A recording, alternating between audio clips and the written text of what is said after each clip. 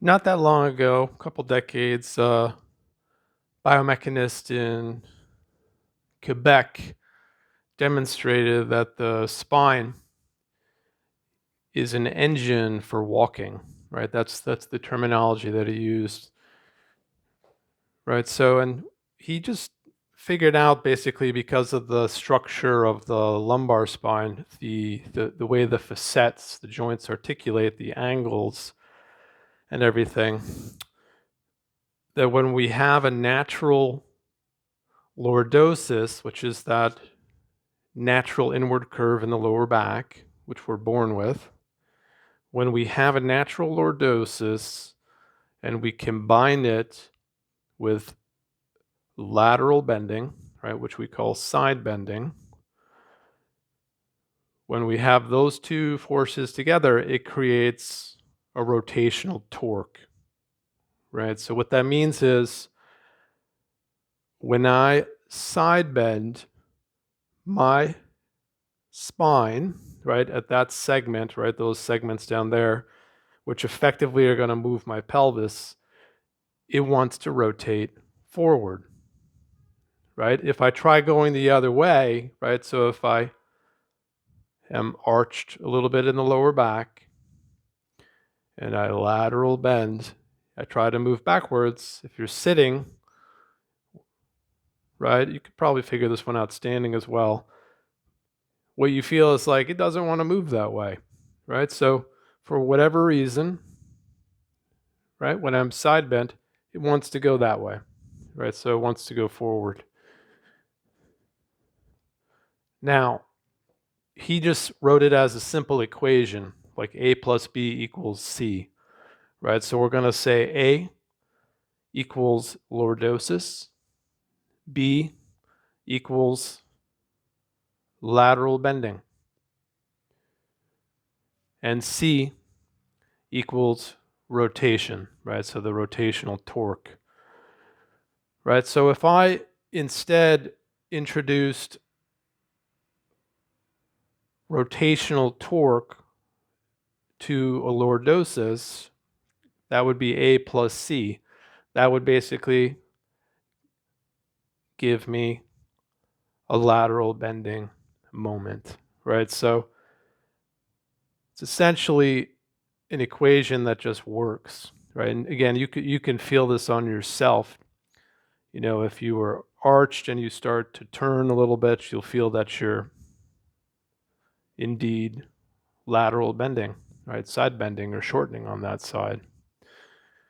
Right. The last would be as if you took lateral bending and you combined it with rotation, right? And what that would yield is the lordosis, right? That natural inward curve, right? So this, that's just a bunch of biomechanics and whatnot, right? It gets a little abstract for folks, but it becomes really relevant when you get into locomotion or walking, as well as to just the way you learn to move, right? That creeping video that I demonstrated, as well as crawling. So if we were just to play with putting your feet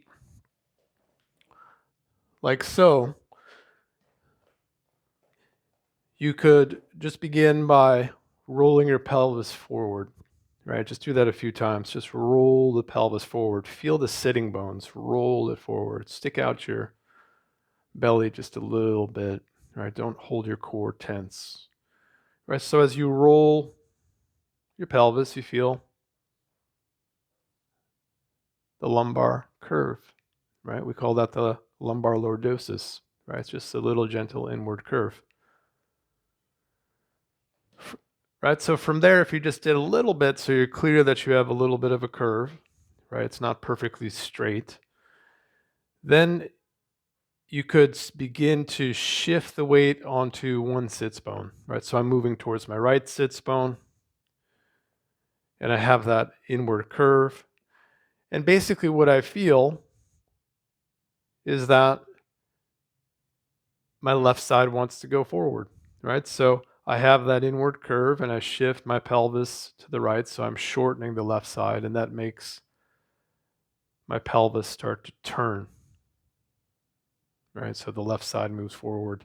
And that could just kind of keep going, one direction, and I feel how it just creates the sense of the pelvis wanting to rotate, right? It's nothing fancy. It's just something that occurs.